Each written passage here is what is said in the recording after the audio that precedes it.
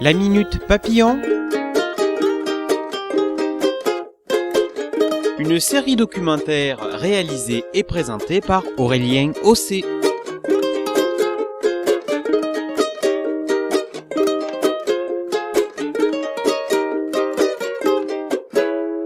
Bonjour, aujourd'hui nous allons parler des ailes du papillon.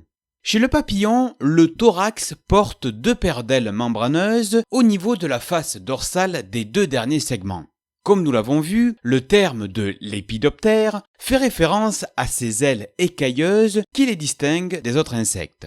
Les espèces plutôt sédentaires, comme les pierrides, qui ne volent que pour butiner ou se reproduire, ont des ailes amples. Des espèces qui peuvent fréquenter des milieux hostiles ou venteux ont parfois des ailes réduites à nulles. Elles volent peu. Ainsi, chez certaines espèces d'hétérocères, comme chez les phalènes et les hibernies, telles que l'hibernie orangée présente sur notre territoire métropolitain, les femelles sont aptères, c'est-à-dire dépourvues d'ailes. Dans ce cas, elles attirent les mâles uniquement grâce à l'émission d'odeurs.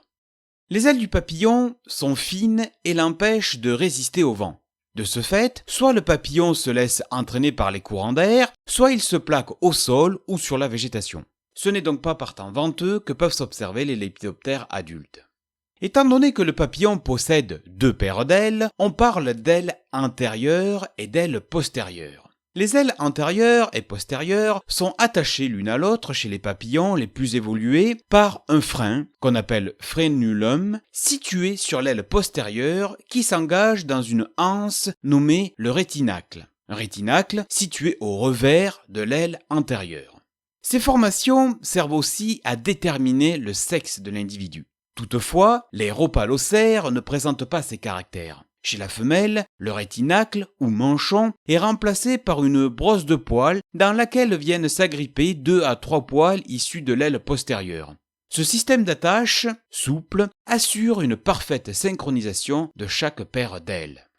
En 2020, une équipe de chercheurs américains a permis de mettre en évidence, grâce à de nouvelles techniques d'imagerie infrarouge, que les ailes possèdent un système de régulation thermique perfectionné. Celui-ci évite aux papillons la surchauffe. En fait, les nanostructures des écailles et l'épaisseur de la membrane des zones vivantes accroissent la dissipation de chaleur par rayonnement thermique et maintiennent aussi les ailes à une température légèrement plus basse que l'abdomen. Les papillons disposent d'un réseau de capteurs de température au niveau des veines des ailes qui peuvent contrôler les comportements d'évitement. Proches d'une source de chaleur, les papillons ferment leurs ailes, se détournent ou s'éloignent. Il s'avère qu'au moins 50 espèces de papillons ont développé au cours de l'évolution cette stratégie avec un même seuil de déclenchement à 40 degrés Celsius.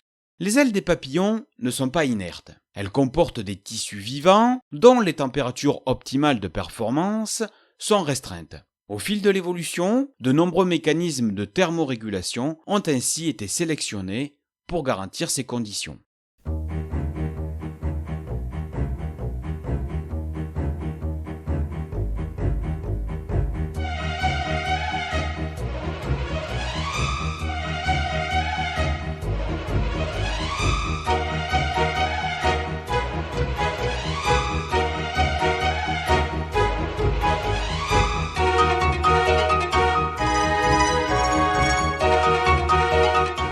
Chez le papillon, une écaille constitue chacune des plaquettes microscopiques dont est faite la poussière entre guillemets des ailes. Les écailles donnent un aspect velouté aux ailes. Vous l'avez sans doute remarqué. Les écailles se chevauchent comme des tuiles sur un toit. Elles constituent l'une des particularités des lépidoptères. L'écaillure correspond au revêtement d'écailles. Les écailles jouent le rôle de microcapteurs de la lumière et donc de la chaleur nécessaire pour le papillon vu qu'il s'agit d'un animal à sang froid. Une écaille est en fait un poil transformé, aplati et dilaté dont la forme peut tout simplement varier. Elle est chargée de pigments colorés acquis par l'alimentation de la chenille. Une écaille est forcément unicolore. Les écailles sont donc responsables de la couleur des papillons. Les vanesses sont parmi les papillons les plus colorés des régions tempérées. On peut penser par exemple à la grande tortue ou encore à la belle dame ou au vulcain. L'espèce Greta Otto est une exception. C'est un papillon de la famille des Nymphalidae qui vit dans les forêts humides d'Amérique centrale, qu'il est possible d'observer dans les serres à papillons et qui a la particularité d'avoir des ailes transparentes. Les écailles sont fixées sur la membrane transparente des ailes. Elles ne se voient qu'à l'aide d'une loupe performante. À fort grossissement, une aile révèle ainsi la structure des dessins composés en réalité de milliers, voire d'1 million d'écailles de couleurs différentes. Les écailles se détachent si on touche l'aile, donnant la sensation de poudre. En général, on pense que toucher les ailes d'un papillon le condamne. Mais il faut savoir que les lépidoptères sont plus solides que ce que l'on pense. Le fait de faire perdre des écailles à un papillon ne le tue pas et ne l'empêche pas de voler. En fait, le papillon peut voler tant que ses ailes ont leur membrane. Toutefois, la perte de couleur et donc d'écailles peut l'isoler. Un papillon peut ne plus être reconnu par ses congénères et ne peut plus se reproduire. Mais il faut savoir qu'aussi, de toute manière, les écailles se détachent très facilement et souvent d'elles-mêmes. C'est la raison pour laquelle il n'est pas rare d'observer dans la nature un papillon volant depuis plusieurs semaines, présentant une livrée terne et défraîchie. Les écailles confèrent les couleurs et les dessins aussi à l'individu. Le dessus de l'aile est caractéristique, mais souvent le dessous de l'aile vient compléter la détermination de l'espèce. Le dessous de l'aile peut présenter des originalités comme des marbrures verdâtres chez l'aurore, des bandes blanches, verdâtres, sur les nervures chez la pierride du navet, rouges chez la mélitée orangée, mais aussi des taches annulaires, des petites figurines, des grandes taches argentées comme chez le petit nacré ou des petits ocelles comme chez le fadet de la mélique. D'une manière générale, d'après la littérature, chez les papillons rhopalocères, les papillons dits de jour, les écailles permettent aux mâles et aux femelles de se repérer aisément. En revanche, chez les papillons de nuit, les hétérocères, elles permettent aux individus d'être de la même couleur que l'endroit où ils se trouvent, comme le tronc d'un arbre pour ne pas se faire remarquer pendant la journée. C'est une stratégie de camouflage que nous développerons ultérieurement. Comme nous pouvons le deviner, les écailles sont aussi à l'origine des ocelles présents sur les ailes des papillons. Ce sont des motifs formés par les écailles pigmentées qui peuvent servir d'ornement de camouflage contre les prédateurs. En fait, le dessin et la couleur effraient les oiseaux et ils peuvent par exemple dépeindre le regard d'un hibou. Les ocelles sur les ailes des papillons sont donc aussi une affaire de mimétisme. Enfin, les motifs et les couleurs des ocelles simplifient aussi l'identification entre congénères. Chez les mâles de certaines espèces, des écailles odoriférantes, les androconies, d'ordinaire groupées en taches ou touffes, diffusent des phéromones lors des parades nuptiales pour préparer les femelles à l'accouplement.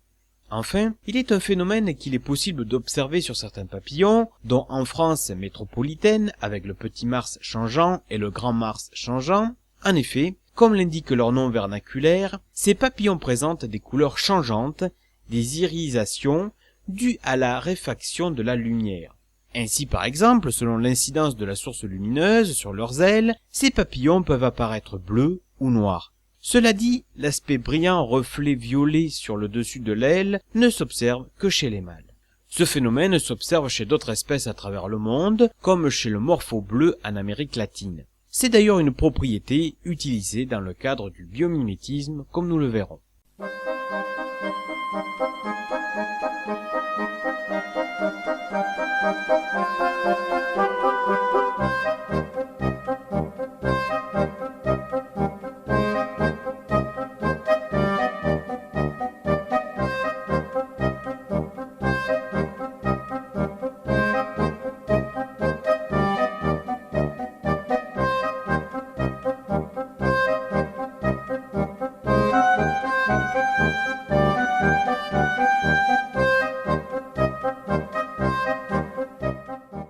Pour le papillon, la propriété, c'est le vol, avait écrit l'auteur Albert Willemetz.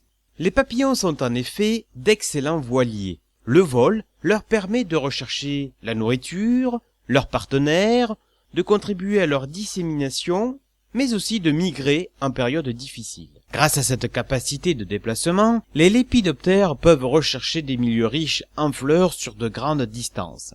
Ces zones sont parfois très éloignées des sites où se trouvent les plantes hôtes des chenilles. Nous le savons aussi, certains papillons volent la nuit et malgré tout, ils conservent leur cap sans repère apparent. Par exemple, les phalènes gardent le cap en se repérant grâce à d'infimes tourbillons.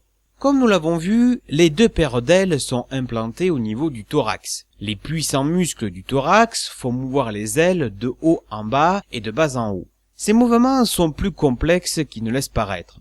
D'après la littérature, en battant, une aile décrit un 8. Ceci permet au papillon de se maintenir dans l'air et de se propulser vers l'avant, c'est ce qu'on appelle le vol battu. Les rhopalocères ont de larges ailes et un rythme de battement lent, tandis que les hétérocères ont une fréquence de battement plus élevée. Certains papillons ont un vol caractéristique. Le morosphinx et son cousin le sphinx gazé pratiquent le vol stationnaire, moment où ils peuvent être pris d'ailleurs pour un colibri. Cette capacité leur permet de butiner en vol sans perdre de temps pour se poser. Il est question ici du vol vibré dont la trajectoire des ailes est encore plus complexe que lors du vol battu. Les battements sont très élevés, 50 à 70 battements par seconde, alors qu'en général se mesurent 8 à 10 battements par seconde chez le papillon. À titre comparatif, on compte près de 500 battements par seconde chez l'abeille ouvrière et 600 battements par seconde chez le moustique. Les porte-queues comme le flambé ou le macaon ont des phases de vol actifs avec battement des ailes alternant avec des phases de vol planées, ailes immobiles proches de la position horizontale. C'est une capacité de vol à l'économie progressant sur l'élan acquis. Enfin, nous l'avons remarqué, les papillons ont un vol suffisamment puissant pour décoller de leur support en quelques battements seulement. Ils peuvent ainsi se poser dans n'importe quelle posture, même la tête en bas. Enfin, il faut savoir que les papillons ne sont pas les insectes les plus rapides. Pour de nombreuses espèces, la vitesse moyenne en vol ne dépasse pas les 10 km/h.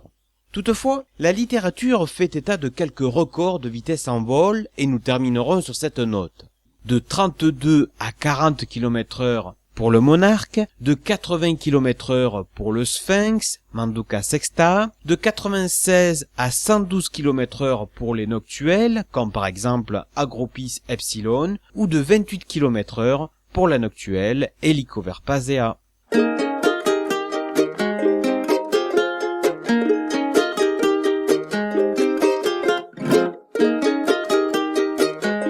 La Minute Papillon. Une série documentaire réalisée et présentée par Aurélien Ossé.